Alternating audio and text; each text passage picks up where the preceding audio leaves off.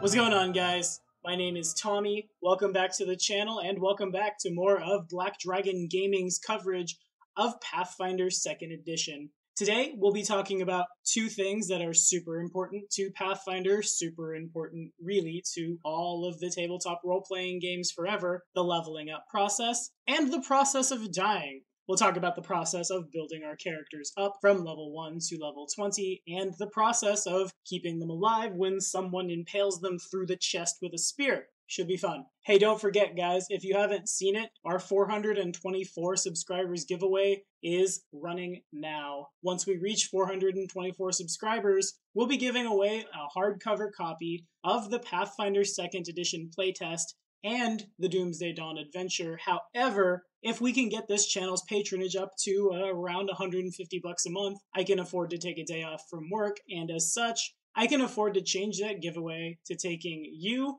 and about 5 or 6 of your fellow subscribers through the 2nd edition playtest adventure, Doomsday Dawn. For more information about all that fun stuff, you can follow this card right here to be directed to the giveaway video. The giveaway video link is also in the description. This episode of our Pathfinder 2nd edition previews was brought to you in part by Josh King. Josh, as always, thank you so much for your time and support. It's people just like you that are going to help us make this adventure run on this channel, help pay for this guy to have a better quality microphone that doesn't just spit static at him.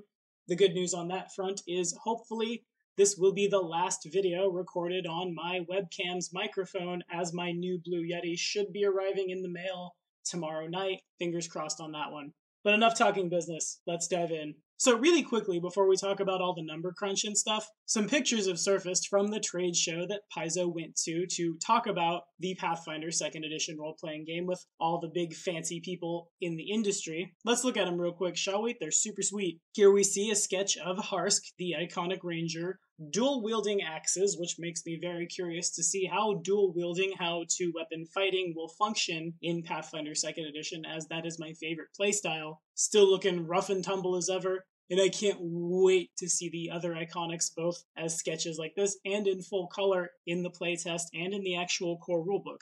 In this picture, we see a thing that I saw on Reddit, and I'm very happy to see in the real world. The various cultures of Pathfinder will have their own style of weapons. Of course, mechanically, I'm sure most of them are exactly the same, but they will look different based on the culture that created them. This picture is incredibly hard to read because it was taken off someone's phone at a trade show, but you can assume the bottom left is daggers, the top left is the long swords, and maybe even a great sword for the little fellas. And under the female face that's looking our direction, we see the iconic gnome hooked hammer. I have to say, I really like the fact that the cultures of Pathfinder are getting their own art for their own weapons, and I really hope this applies for the various human ethnicities.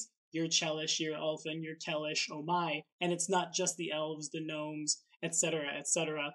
Farther on from that, once we start seeing the more reclusive races, the more forgotten races, if you will. You guys who have watched my videos a lot know exactly what I did there. You guys who are new can follow this card right here to be directed to the Forgotten Races Review playlist, where we talk about the stats and usefulness and lore of all the non-core races of Pathfinder 1st edition. Of course, we're still working on that because there's like a bajillion of them, but hey, we're getting there. Now, there are 2 slides up denoting to the important people in the industry what's changing about Pathfinder, what will be the same about Pathfinder. We'll leave them up here real quick so you can see Seoni, as well as Valeros in all of their sketchy glory. And there's a slide that sells the Pathfinder rulebook to those assembled at the trade show, but that's not really what I want to focus in on here. What I want to talk about is the Doomsday Dawn playtest adventure. The text on this slide surmises pretty much every reason I want to play in this adventure. I want to play in the playtest. I want to bring it to you guys. I want to GM it because, again, it's a huge part of my Pathfinder career. But real quick, because I'm sure you're going to have problems reading this slide,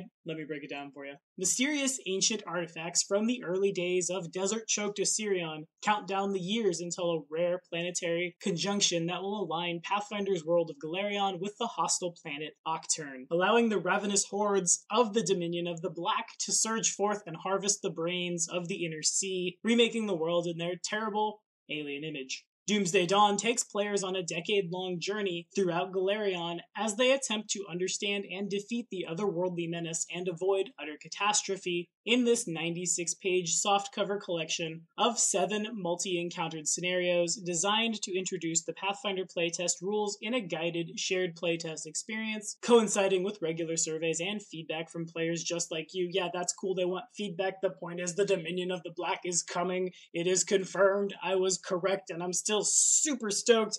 I, for one, am more than happy to accept our new alien overlords into Galarion. I'm sure my intelligence score is far too low for them to want my brain. For the rest of you, I'll say don't roll wizards in the near future. Or probably do, because they're going to be sweet in 2nd edition, but you get the point. The hype is real. I'm so excited. Now that I'm done fangirling again, let's talk about leveling up, shall we? The first major change that's happening to the level up process is that you level up at 1,000 experience every level. To quote Paizo, so whenever you have 500 XP, you'll always know you're halfway to leveling up again. And if you have any extra experience points after leveling up, they count toward the next level. This is a part of streamlining in Pathfinder that I didn't even think about. I didn't realize I wanted, but now I'm super excited that we're getting it, because the question I hate the most about the rules in Pathfinder, especially from the GM chair, mostly because I usually don't know the answer, is how much experience to next level again? Are we slow progression? I thought we were medium progression. That's done away with now. Now it is a flat 1,000 experience every time. Once you level up, you'll increase your proficiencies. We'll talk more about those proficiencies in a video that comes out later this week as I continue to dive through Reddit, dive through Facebook, watch all of the playthroughs of Crypt of the Everflame that are floating around right now and put all that information together. But for now, just know the proficiencies are increasing. You'll get more hit points as usual. They note that a cleric will get 8 plus their constitution modifier. Paizo uses the cleric as the example again. At 2nd level, a cleric would get a skill feat and a cleric feat. At 3rd level, a cleric would get 2nd level spells, a general feat, and a skill increase. To quote Paizo, one thing we knew we wanted to include in the new edition was a good number of choices for all characters. In 1st edition, this could be pretty unequal. Even though over time the game incorporated more ways to customize any type of character, we wanted to build in more robust customization into the structure of every class. That's why every class gets specific class talents, which include spells for spellcasters, at 1st level and every other level thereafter. Classes will receive increases to skills every other level, and feats every single level. Now, let's look at this another way. Take out where it says skill feat, take out where it says skill increase, and we see at 2nd level a cleric receives a cleric feat, at 3rd level a cleric receives a general feat. This is not unlike a barbarian rage power, magus arcana, rogue talent, alchemist discovery, so on and so forth. Essentially, it seems the term has been generalized as a class feat, and everybody's going to get them. I can definitely see where they're coming from on this as far as the customization goes, because it definitely feels like every barbarian in Pathfinder plays really different, because I might go up like Totem A this playthrough, Totem B this playthrough, whereas every paladin just gets a different choice of spells or different mercies, but still gets the same stuff every level. Now it's not the case. Now we all have rage powers, and the term has been generalized. Welcome to the future. Paizo does say in a future blog they will cover multi-classing, but for now, just know you'll still be referencing only one advancement table. The only thing I can take away from that right now is that means less book diving, and that means leveling up faster, which, as long as I still get customization and power, I'm okay with. In addition, on any level where you don't gain a class feat, and from what I've read, fighters, rangers, the more martial guys will receive a class feat at 1st level. Things like wizards and sorcerers will not. You get to choose a general feat, a skill feat, or an ancestry feat. Skill feats are part of the general feat category, so you can still choose those. However, ancestry feats are something I need to know more about. I need to know if I want these. I need to know what's going on with races, if that means ethnicities, and if that really sells home the point that anybody can be any class, which is something I believe in 1st edition. But if they can make it a little more streamlined and fine-tuned in 2nd edition, that sounds great to me, because if I really just want to play an elf barbarian, fun fact, an elf barbarian was my first Pathfinder 1st Edition character. If I can lose that con neg, I'm down. Paizo also notes that most feats require very few prerequisites, so you don't have to worry about picking up a feat you really don't want in order to eventually get one that you do. Any prerequisites will build off your level, your proficiency, and any previous feats that the new feat builds onto. So you imagine, like, if you want improved 2-weapon fighting, you need 2-weapon fighting, but if you want something like rapid shot, you might not necessarily need point-blank shot, or don't even get me started, combat expertise for all the grappling builds. We do have a little bit more information about how CMB and CMD are going to work. That'll come in the next couple of days. Stay tuned. In Pathfinder 2nd Edition, we won't be upping our ability scores every 4. We'll be upping them every 5, and it looks like we're upping several of them at once. To quote Paizo, you'll also amp up several of your ability scores every 5 levels. The process might be familiar to those of you who've been playing Starfinder for the last several months. There are, of course, a few tweaks, and we made all ability boosts work the same way instead of being different at first level. Learn it once, use it forever. Now, I hope I can still have a dump stat. I hope the point buy concept exists, and I hope I can still dump the stat I don't need to 7 in exchange for putting those points somewhere in, like, my casting modifier. But if I can increase those bad stats along with my good stats so I don't stay socially inept or have little scrawny noodle arms, I'm okay with that as well. I'm cool with the streamline, and it's really going to be interesting to see where this goes. One more time to quote Paizo about this, retraining your abilities is now in the game from the get-go. Again, like we said, the retrain rules will be in the core, and they are covered by the downtime system. You can spend your downtime to swap out choices you made for other ones, though you can't swap out things like your ancestry unless your GM says you can. Some classes will give you ways to retrain your choices automatically. For example, some spells get less useful as you go up in level, so the spontaneous spellcasters get to replace some of those spells they know with other ones when they get new spells. I was going to wait till the next video to point this out, but there's no reason to not do it here. It appears we will be retaining the Vancian system for spellcasting. I'm sure there's a lot of people out there that don't exactly know what Vancian casting means, and before Pathfinder 2nd Edition stuff started coming out, I had no idea. Vancian spellcasting means memorization. The character memorizes a fixed number of spells from the list of all the spells they could ever possibly memorize. It can only occur once in a specific period, usually over the course of a day, or it might require the character to rest. But essentially, it's been how spellcasting has worked forever and ever, and it looks like that ship is sailing on as we go to 2nd Edition. I know there's some people out there that will be bummed out by this, but I'm okay with it if for no other reason than it feels familiar. And though I'm happy for a new game, I definitely am happy to also see Paizo is keeping one foot in its past, it's keeping its roots, it's not going so far afield as to make something new and crazy and terrible. We're just really streamlining the thing. Last but not least, the playtest adventure will have you playing characters at various levels and tells you when to level them up, or tells you to create new characters for certain chapters. The hype intensifies, we're all gonna die and turn into zombie monsters from Nocturne. Yes, I'm in. Often I have toyed around with having characters in a given campaign exist from like level 1 to 4, and then at level 4 they die horribly. Everyone has to re-roll like the next character in the story, maybe a relative of some other character, or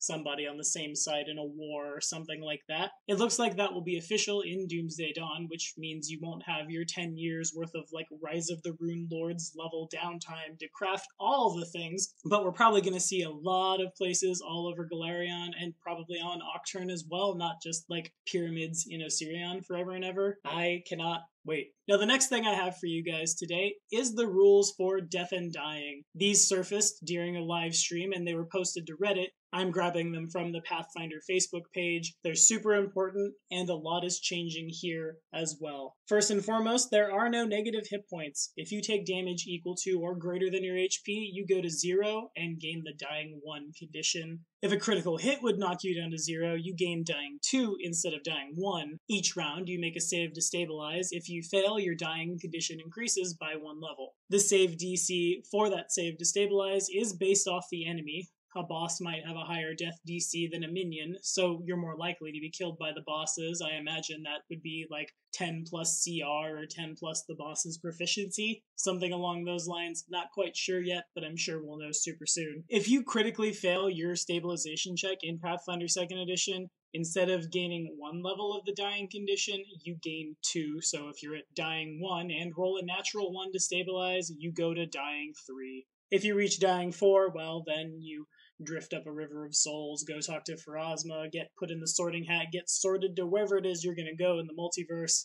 Long story short, you're dead, Jim. If you pass your stabilization checks, you gain 1 HP, so you would go to 1 from 0. If you make another save while you're at 1 HP, you regain consciousness with 1 hit point. If an ally heals you while you are dying, you still have to make a stabilization check to regain consciousness. However, once your HP is positive, you're no longer at danger of dying from failing your checks. If you fail to stabilize, essentially that just means you're unconscious on the ground. Obviously, since we're taking away negative hit points, we have to change how the Stabilize cantrip works. The Stabilize cantrip in Pathfinder 2nd Edition will simply put you from 0 to 1 HP. So yeah, this definitely sounds a lot like D&D 5e. I don't know how I feel about this one. I will admit I'm a little biased because over at the end of Planar Crossroads every Tuesday I'm playing an orc, and I'm playing an orc because that orc has ferocity. Ferocity allows us, of course, to continue fighting at negative hit points. Now maybe I don't have that. Now maybe I can just flat die in a round or two depending on what hits me.